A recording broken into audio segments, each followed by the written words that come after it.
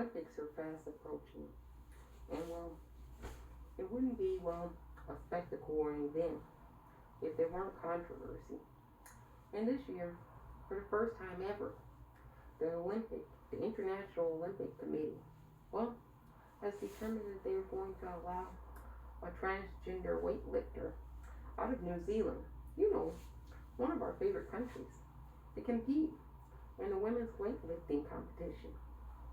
You know, this is a step in the right direction.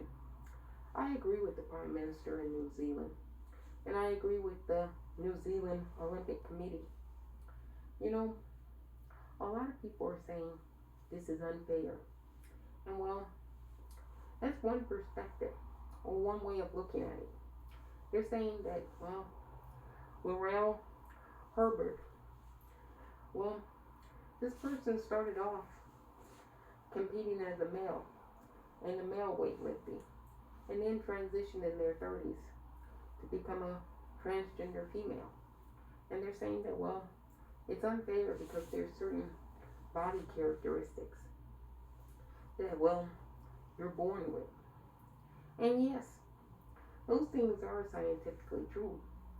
But it's also scientifically true that, well, the certain things that you're born with can be altered once you're here on the planet to, well, change what you were originally born with. See, nobody ever says the opposite side. Everybody just says the original thing. Nobody says, well, two things can be true simultaneously. And well, you know, Brett Favre, the famous quarterback for, well, the Green Bay Packers, the legendary quarterback, Brett Favre, weighed in and said that this is unfair.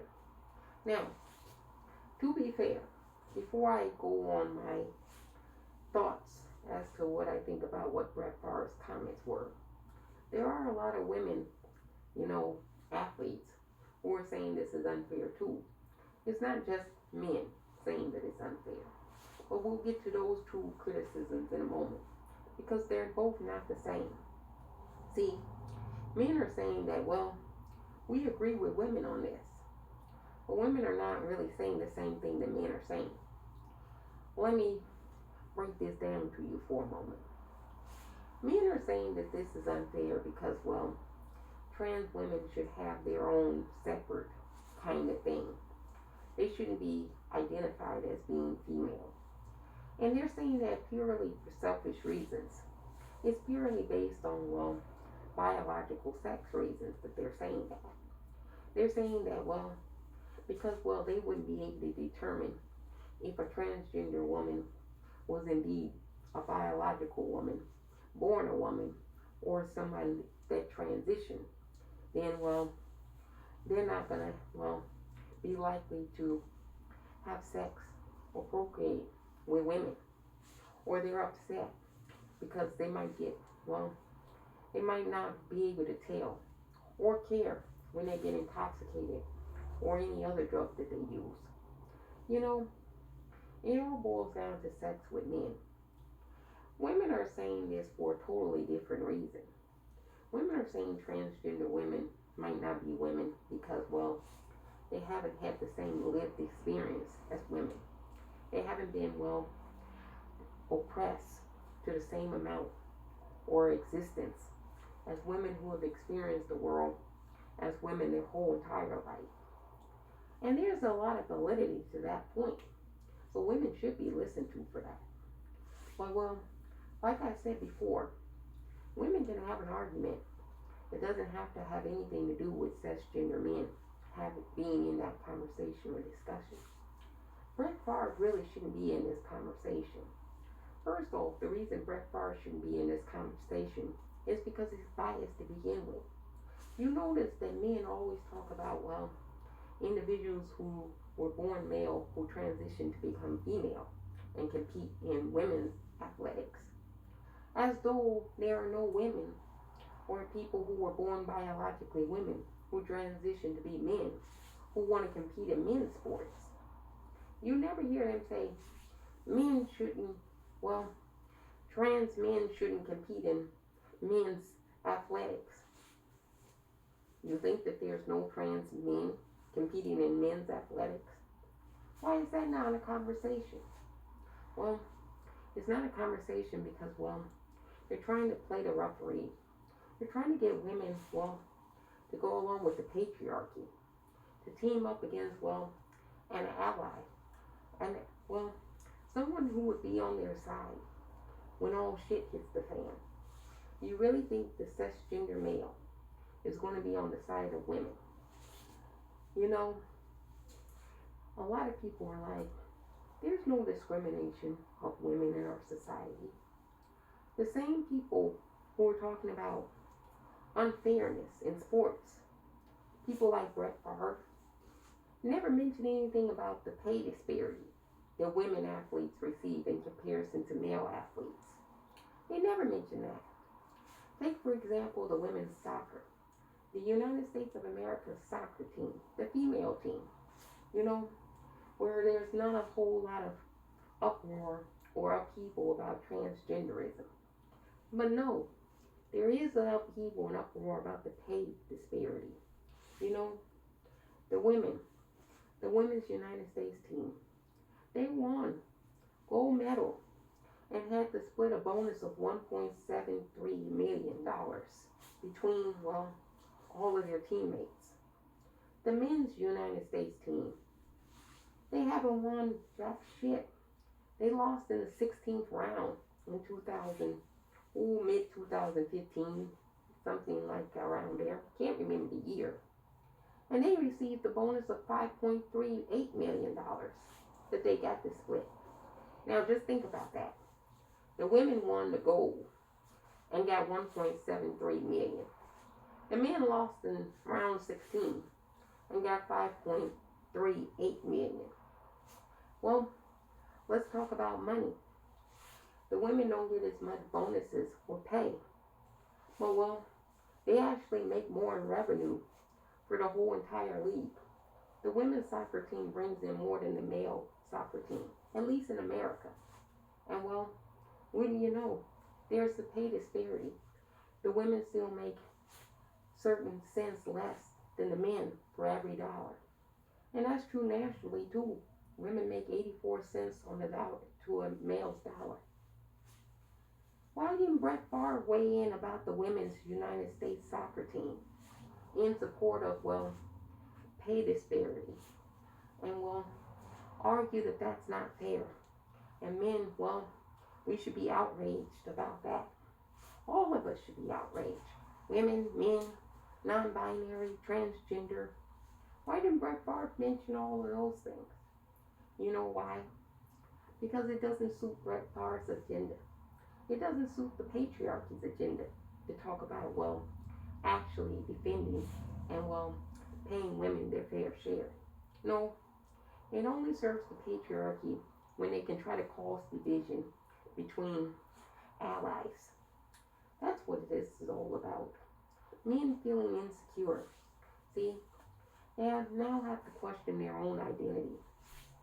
And transgenderism, it sits a lot of categories. You know, the same people that are saying, well, it's just a simple fix. Transgender athletes should have their own, like, category. They should just compete amongst themselves.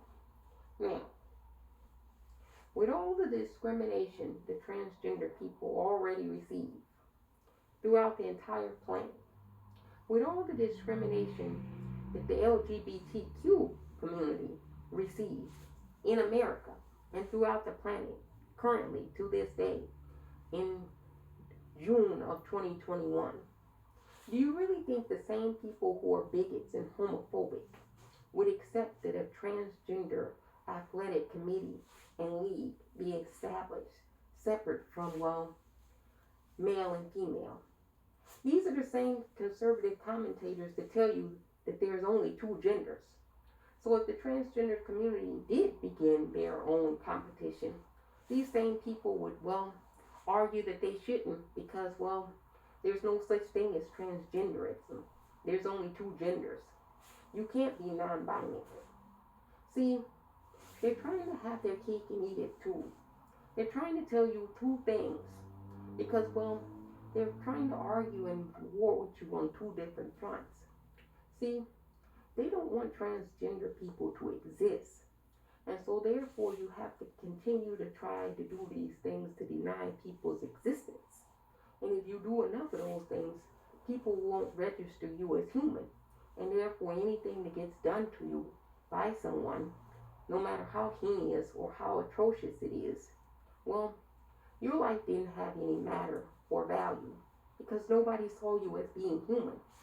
We all know about Marsha P. Johnson, or we should know about Marsha P. Johnson, and well, her heroic tributes to the, well, LGBTQ plus community. And well, she was, well, not very well liked, very much abused in society. And now, well, after her tragic murder and homicide, now, like is so often the case in America, she's a heroic icon. She's someone to be revered and studied and, well, talked about in glowing esteem. But when she was alive, people treated Marsha P. Johnson like shit, worse than shit. And see, that's what they don't tell you. They don't tell you that in school.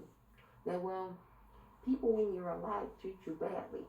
And then, well, as time goes on, and as history actually is honest with what you actually did, people come to respect where you stood. You see, all these people talking about transgender people shouldn't compete in women's athletics or men's athletics were the same people that said there shouldn't be separate restrooms. But they don't want them to go into the men and women's restroom. So what do you want transgender people to do? Pee and poop on themselves? See, they offer you no solutions. It's clearly bias. It's clearly hatred. It's clearly bigotry. Don't fall for the trap. Don't fall for this bullshit that somehow, well, they're looking out for women and they want to protect women and the sanctity of women's sports. Because if they did that, they would have to be honest about, well, owning up to they don't even pay women fairly for the work that they do in sports.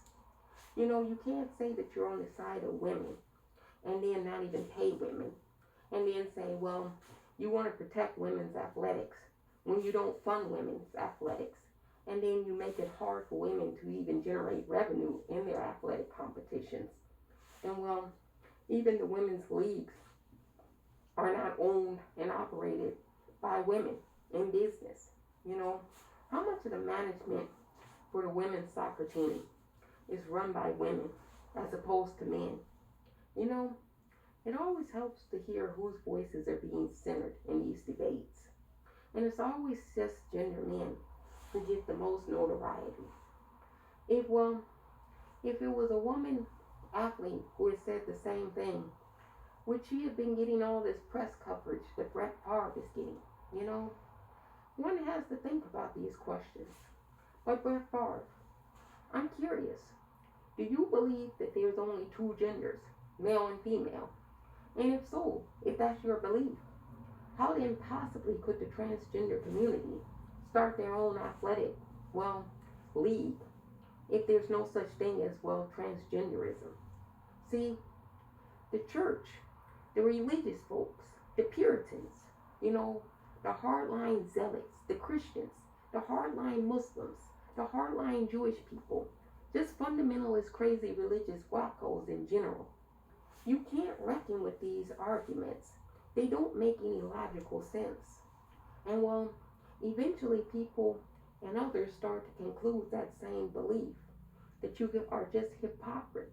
You're just full of hypocrisy. You're hypocrites. One minute you say that they can't come into your bathrooms. Transgender people can't come into women's restrooms because they're a safe space for women. They can't come into men's bathrooms because they're a safe space for men. And then if you put a non-gender restroom up, you're accused of being woke. You're accused of, well, appeasing the left. Whatever the fuck that means. You're accused of, well, playing identity politics. So, let me get this straight. If someone were to transition from a male to a female, or a female to a male, They can't use their biological bathroom anymore. They can't use the gender bathroom they identify with anymore. And they can't have a bathroom separate of their own. You know, if people didn't fuck and discriminate with the LGBTQ plus community as much as they did, there would be no reason for all of these laws. The laws are in place because we have very dark, demonic, and very hideous people on this planet who do bad things to people who they think are vulnerable, marginalized, and oppressed. That's the honest truth. And you'll never hear that from Brett Favre, or Eric Bolling, or any of these fundamentalist religious people, no matter what their ethnicity is. Because, well, at the end of the day, patriarchy has one agenda, and that's to remain on top, to remain, well, relevant. And they know that their governance structure has fucked up the planet. And so, what do you do when you fucked up everything? You blame somebody else that had nothing to do with it. You blame them for, well, the deterioration. Because, well, you can't blame yourself when you've been the one in charge. And that's why it's called toxic masculinity. Because, well, it's not just masculine energy that's bad. It's toxic.